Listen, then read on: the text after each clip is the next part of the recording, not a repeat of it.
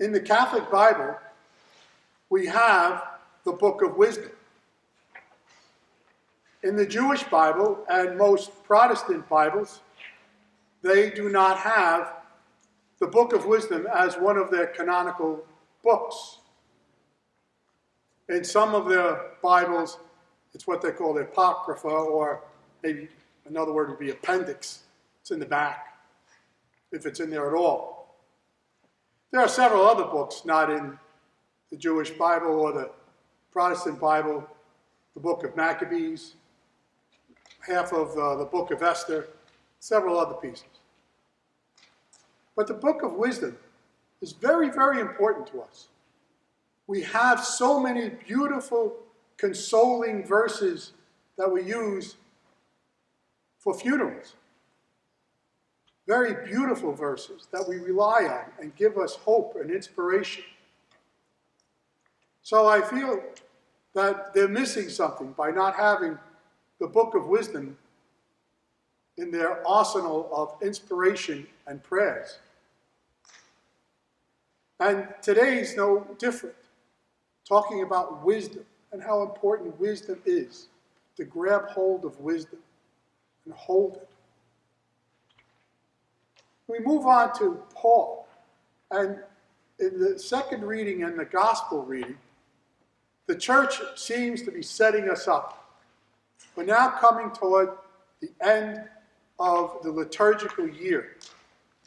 And we begin Advent, the first and second Sunday of Advent, points not to the coming of Christ at Christmas, but as Paul mentions in the second reading, the coming of Christ in his glory, the second coming of Christ.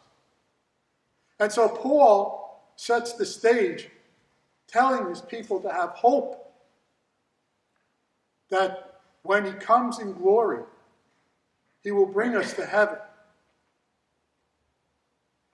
It's a very, very important concept for us to keep in mind, that there's hope and there's glory, and that the end of the world for the Christian who believes will be a happy day, not a sad day. We'll all be caught up, again, some of the Protestants call the rapture. We'll all be caught up in the spiral of all the saints going up to heaven. And then we get to the 10 virgins. How much more do we need to prepare than this story? And it's a very important story, because in the beginning they were all ready. We have our lamps, we're ready to meet the bridegroom. Gives a little bit of history to the word we have now in today's lexicon with bridesmaids. Yes, they were all maids. They were all ready for the bridegroom to greet him. And they would stand there and hold up their lamps, almost like a ticker tape parade of the bridegroom coming in. So what do we get from this?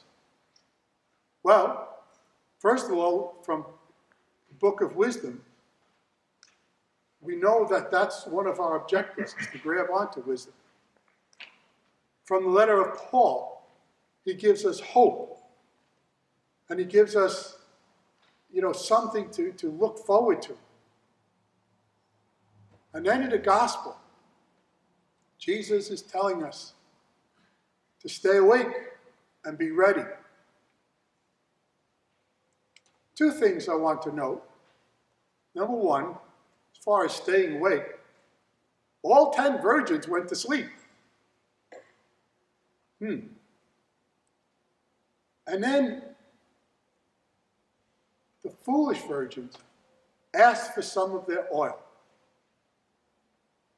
Now, the wise one said, no, you go buy it for yourself. But I have a different take on it. The wise virgins could not share their oil, because that's like saying, can you share with me your personal connection with Jesus, your personal belief in God, your personal love of God. You can help me to grow in my relationship with Jesus. You can help me understand why you have a belief in God and in Jesus, but you can't give it to me. Just as the wise virgins could not give the foolish virgins their oil. It's not something that they could give. It's something that we need to obtain for ourselves. Here's another note. And so many times I know I have to put myself in the column of the foolish virgins. So I'll stand there and I won't leave to go buy more oil. I'll stand there and wait for the bridegroom and ask for his forgiveness. That's what I'll do. And I think that's the lesson. When Jesus comes, that's the time to remember all of your training, all of your prayers. That's the time to say, Lord, have mercy on my soul, for I am a sinner.